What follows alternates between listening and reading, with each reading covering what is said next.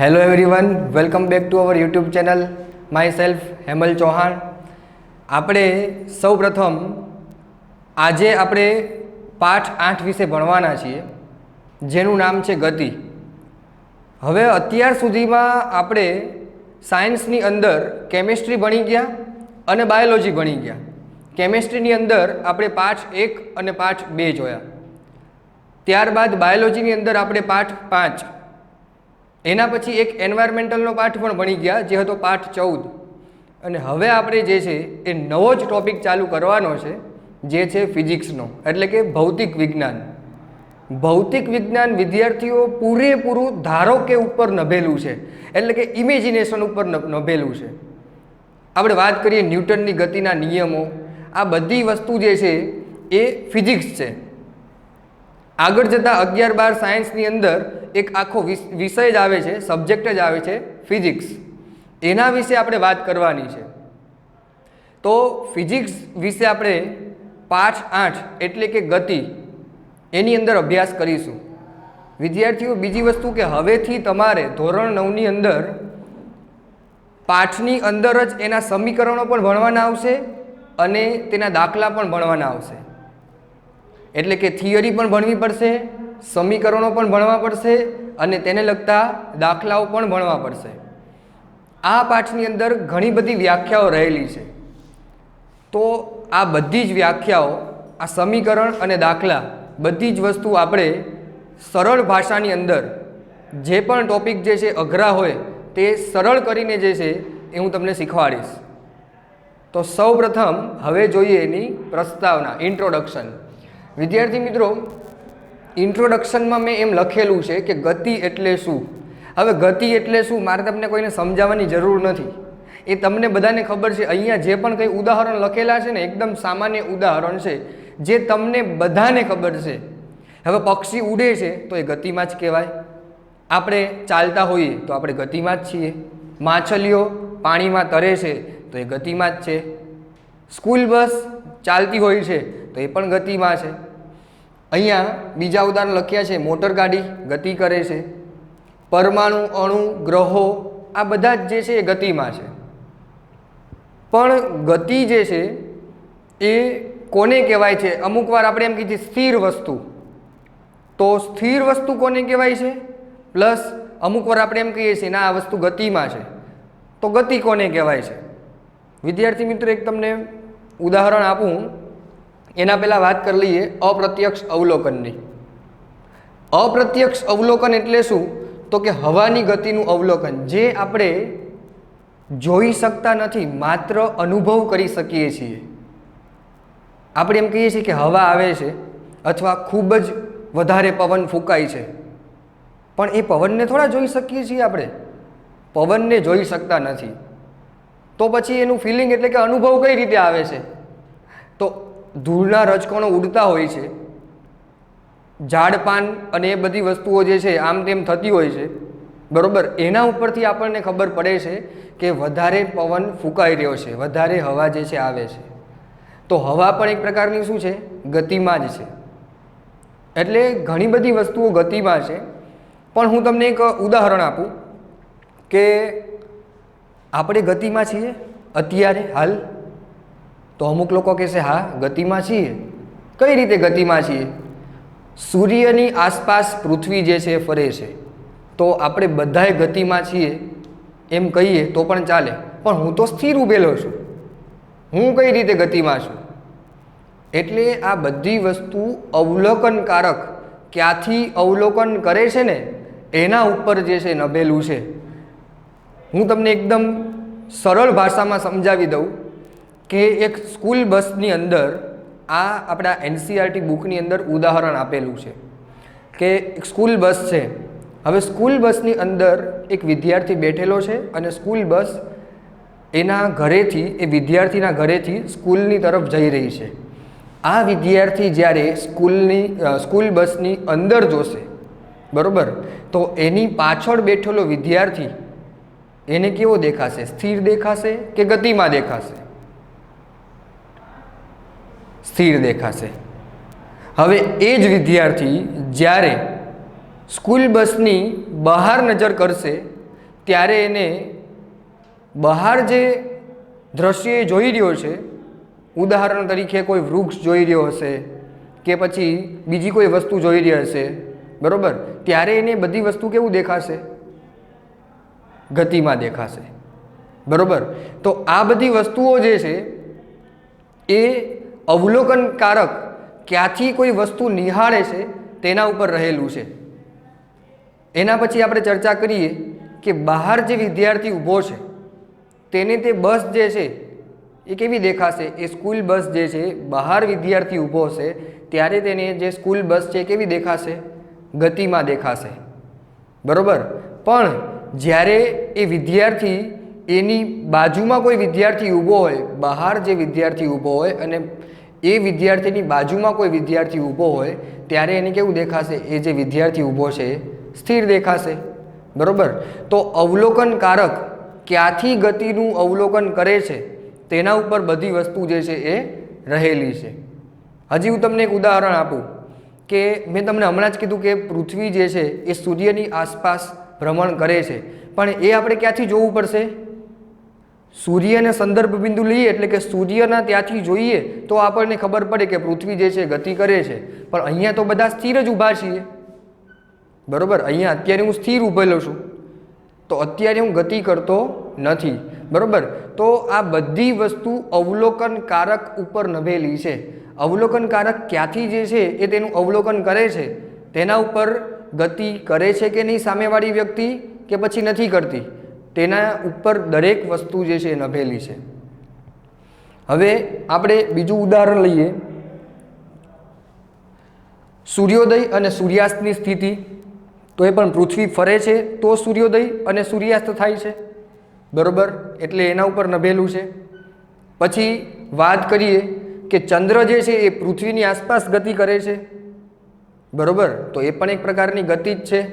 આવી ઘણી બધી ગતિ જે છે એના વિશે આપણે ભણવાનું છે. અમુક ગતિ જે છે રેખીય હોય છે એટલે કે સીધી જ ગતિ હોય છે, અમુક ગતિ વર્તુળાકાર હોય છે, અમુક દોલનની ગતિ હોય છે.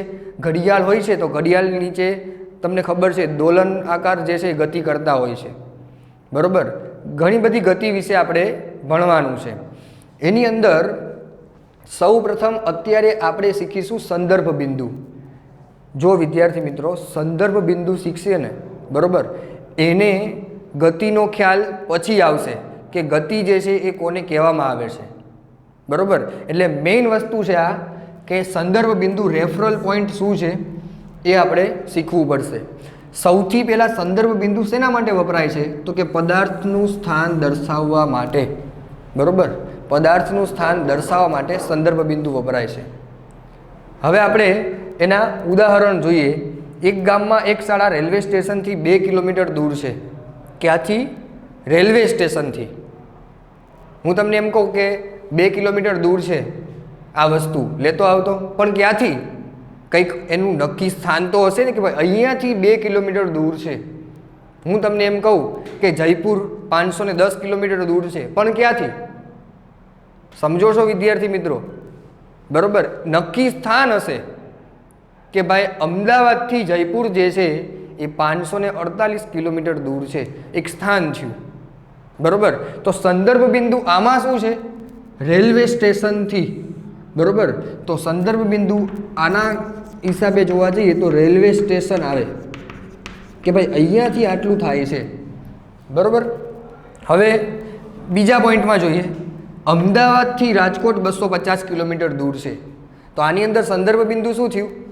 અમદાવાદ, કે ભાઈ અમદાવાદથી દૂર છે. સંદર્ભ બિંદુ જે છે એ તમને આવડવા જોઈએ. એકદમ સરળ છે, બરાબર. સંદર્ભ બિંદુ કોને કહેવામાં આવે છે તમને તરત ખબર પડી જાય. હું તમને એમ કહું કે તમારા ઘરથી તમારી જે સ્કૂલ છે એ 3 કિલોમીટર છે. સંદર્ભ બિંદુ મેં શું લીધું? ઘર. ઘરથી સ્કૂલ આટલી દૂર છે, એટલે સંદર્ભ બિંદુ હશે તો નક્કી થશે કે કોણ કેટલા અંતરે દૂર ઊભેલું છે અથવા દૂર આવેલું છે. સ્થાન દર્શાવવા માટે સંદર્ભ બિંદુનો ઉપયોગ થાય છે, બરાબર. તેના ઉપરથી ખબર પડે છે કે આટલું અંતર કાપ્યું અને આ વસ્તુ જે છે આટલી ગતિ કરીને અહીંયા સુધી પહોંચે છે. ઓકે, બરાબર. તો આપણે સૌ પ્રથમ શીખ્યા આમાં પ્રસ્તાવના કે ભાઈ ગતિ કોને કહેવામાં આવે છે, બરાબર. એના ઉદાહરણો જોયા.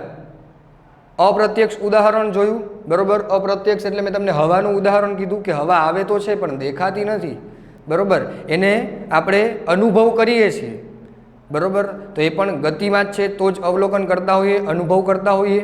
પછી આપણે સ્કૂલ બસનું ઉદાહરણ જોયું કે અવલોકનકારક ક્યાંથી એ વસ્તુનું અવલોકન કરે છે તેના ઉપર ખબર પડે કે ગતિમાં છે કે નહીં, બરાબર. હવે આપણે આગળ જે છે એ વ્યાખ્યા જોવાની છે અંતર અને સ્થાનાંતરની. ઓકે, તો હવે આપણે જોઈએ અંતર વિશે. અંતર જે છે કોને કહેવામાં આવે છે? સૌ પ્રથમ પહેલી ડેફિનેશન, પહેલી વ્યાખ્યા આપણે પાઠની જોઈશું. અંતર આપેલ સમયગાળામાં ગતિ કરતા પદાર્થે કાપેલ ગતિપથની કુલ લંબાઈને અંતર કહે છે. આને આપણે એક ઉદાહરણ દ્વારા સમજીએ. ઉદાહરણ આપણે અહીંયા લઈશું. ઓ અને એ બે નામ આપી દીધા મેં, ખાસ ધ્યાનથી, બરાબર. ઉદાહરણ જોજો. હવે ઓ જે છે ત્યાંથી કોઈ પદાર્થ જે છે એ ગતિ કરવાની શરૂઆત કરે છે. અહીંયા આપણે એ પદાર્થ જે છે, બરાબર, એ અહીંયાથી ગતિ કરવાની શરૂઆત કરશે. તો જે ગતિ કરે છે, બરાબર, એને ઓથી એ સુધી પહોંચવા માટે શું જોઈશે? સમય તો જોઈશે ને. માની લો કે હું 10 મિનિટનો સમય લઉં છું કે ભાઈ આ જે પદાર્થ છે ઓથી એ સુધી પહોંચવા માટે સમયગાળો જે છે એ કેટલો થશે? આને, આ પદાર્થને 10 મિનિટ જેટલો થશે. હવે આપણે જોઈએ એની વ્યાખ્યા. આપેલ સમયગાળામાં, બરાબર, કોઈ પણ વસ્તુને એક જગ્યાએથી બીજી જગ્યાએ જવા માટે સમય તો જોઈશે જ, ડેફિનેટલી. તો આપેલ સમયગાળામાં ગતિ કરતા પદાર્થે, ગતિ કરતો પદાર્થ એટલે આ પદાર્થ છે જે જોજો તમે કે ભાઈ આ પદાર્થ છે, બરાબર. આપેલ સમયગાળામાં, સમયગાળો મેં તમને કીધું એમ જોઈશે જ. ગતિ કરતા પદાર્થે એટલે આ પદાર્થ છે. કાપેલ ગતિપથની કુલ લંબાઈને એટલે કે આ જે વસ્તુ છે ઓથી એ સુધીનું અંતર જે છે, માની લો કે હું તમને કહું છું કે 10 કિલોમીટર છે, બરાબર, 10 કિલોમીટર છે. તો ગતિપથની આ શું થઈ ગઈ કહેવાય? લંબાઈને, બરાબર. શું કહેવામાં આવે છે? અંતર. ખાસ ધ્યાન રાખજો કે અહીંયા કોઈ પદાર્થ લીધેલો છે, એ ઓથી એ તરફ જાય છે, બરાબર. ઓથી એ તરફ જવું હશે તો શું જોઈશે? સૌથી પહેલાં એને સમયગાળો જોઈશે.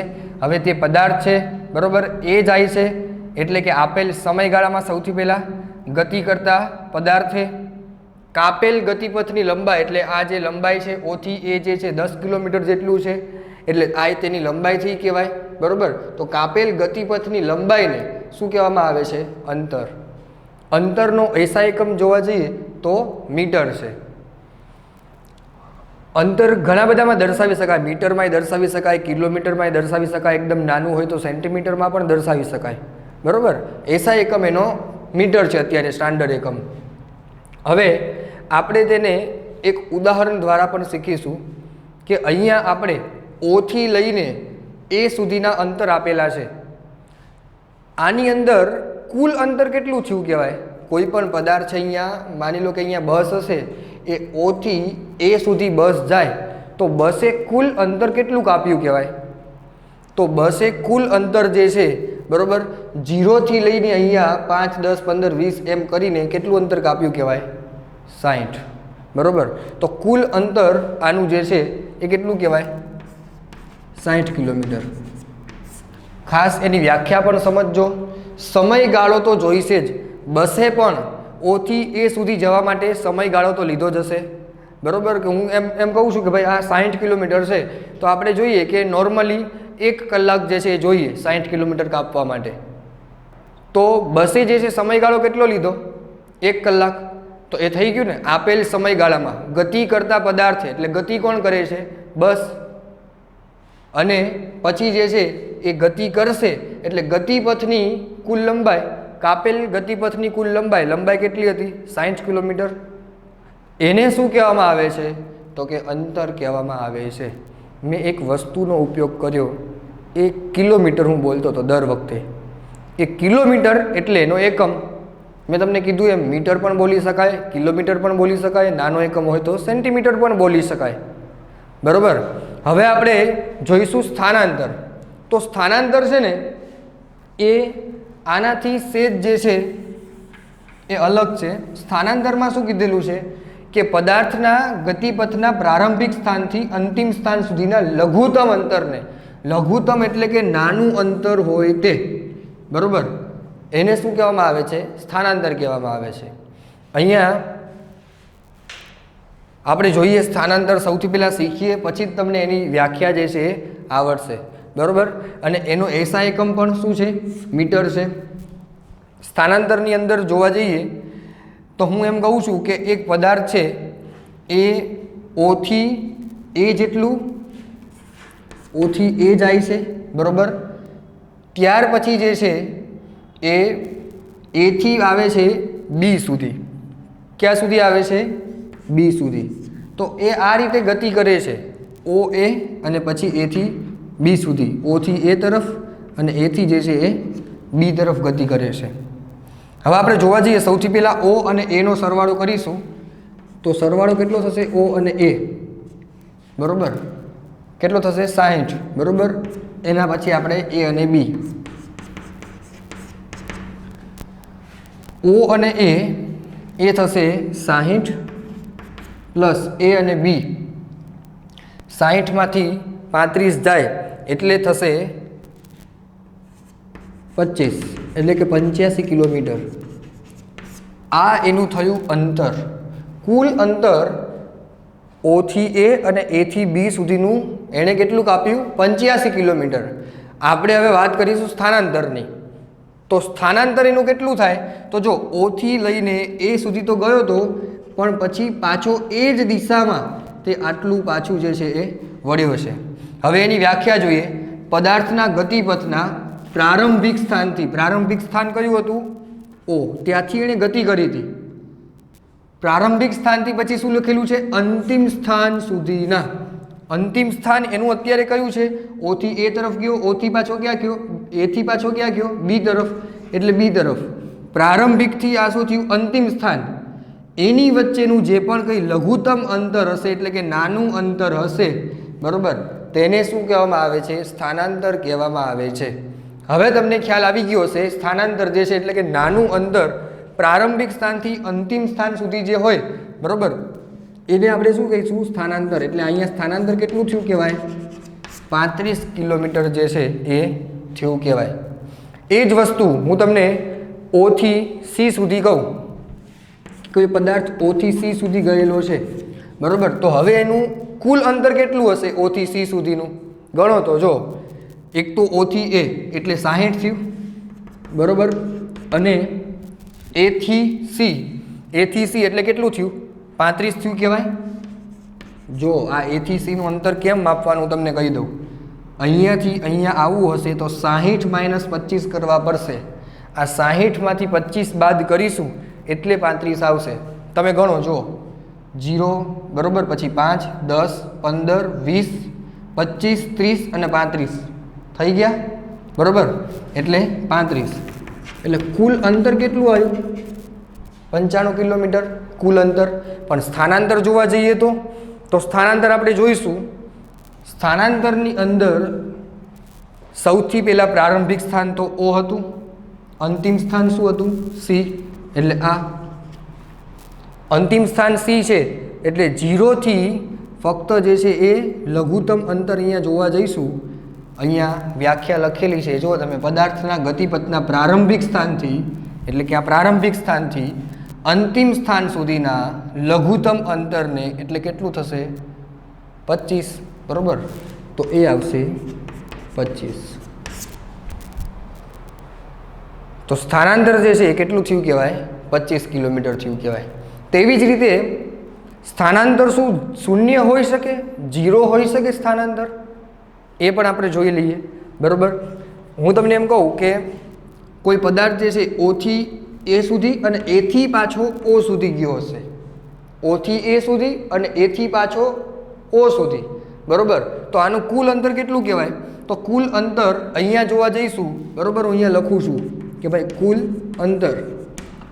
તો કુલ અંતર થશે 120 કિલોમીટર. કેમ?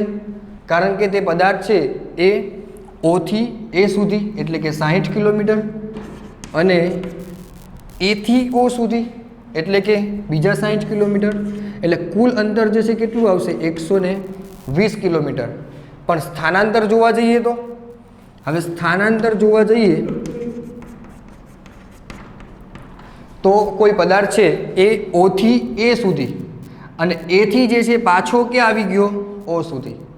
હવે પદાર્થનું પ્રારંભિક સ્થાન શું હતું O, અંતિમ સ્થાન પણ શું હતું O. એની વચ્ચેનું લઘુત્તમ અંતર કંઈ છે જ નહીં, તો જવાબ શું આવશે 0. તો પદાર્થની અંદર જોવા જઈએ, સ્થાનાંતરની અંદર જોવા જઈએ બરાબર, તો સ્થાનાંતર 0 પણ હોઈ શકે છે, ધન પણ હોઈ શકે છે અને ઋણ પણ હોઈ શકે છે. પણ અંતર કોઈ દિવસ જે છે બરાબર 0 તો અંતર કંઈ ગણાય નહીં. હું એમ તમને એમ કહું કે પદાર્થ અહીંયા ઊભો છે અને એણે ગતિ નથી કરી, ઊભો જ છે, તો શું થયું? અંતર તો એ કંઈ કાપશે નહીં, એટલે અંતર 0 હોઈ શકે નહીં બરાબર. હવે અંતર જે છે એ ધન જ હોય, અંતર માઇનસમાં હોય નહીં. હું તમને એમ કહું કે તમારા સ્કૂલથી તમારું જે ઘર છે -2 કિલોમીટર છે, -2 કિલોમીટર અંતર તો કોઈ દિવસ ઋણ હોય નહીં. અંતર ધન હોય પણ સ્થાનાંતર 0, ધન, ઋણ હોઈ શકે છે બરાબર. એટલે આની અંદર આપણે સ્થાનાંતર અને અંતર વિશે શીખ્યા બરાબર. સ્થાનાંતર એટલે જોવા જઈએ ને તો પદાર્થના સ્થાનમાં કંઈ ફેરફાર થવો તે પણ સ્થાનાંતર જ કહેવાય. પણ વ્યાખ્યા અનુસાર, દાખલાની અનુસાર એ આ જ વ્યાખ્યા ગણાશે બરાબર, કે ભાઈ પદાર્થની અંદર જે છે એ પ્રારંભિક સ્થાનથી અંતિમ સ્થાન સુધી વચ્ચેનું જેટલું પણ ઓછું અંતર હશે, લઘુત્તમ અંતર હશે, એને શું કહેવામાં આવે છે? સ્થાનાંતર કહેવામાં આવે છે. અને કાપેલ અંતરમાં જોવા જઈએ બરાબર, તો આપેલ સમયગાળામાં ગતિ કરતા પદાર્થે બરાબર કાપેલ ગતિપથની કુલ લંબાઈને એ શું કહેવામાં આવે છે? અંતર કહેવામાં આવે છે. બંનેના એસઆઈ એકમ સરખા જ છે, યાદ રાખજો. દરેકની વ્યાખ્યા પણ યાદ રાખવી પડશે, સાથે સાથે એના એસઆઈ એકમ પણ યાદ રાખવા પડશે. તો અંતર અને સ્થાનાંતરનો ભેદ જે છે એ આપણે જોયો બરાબર.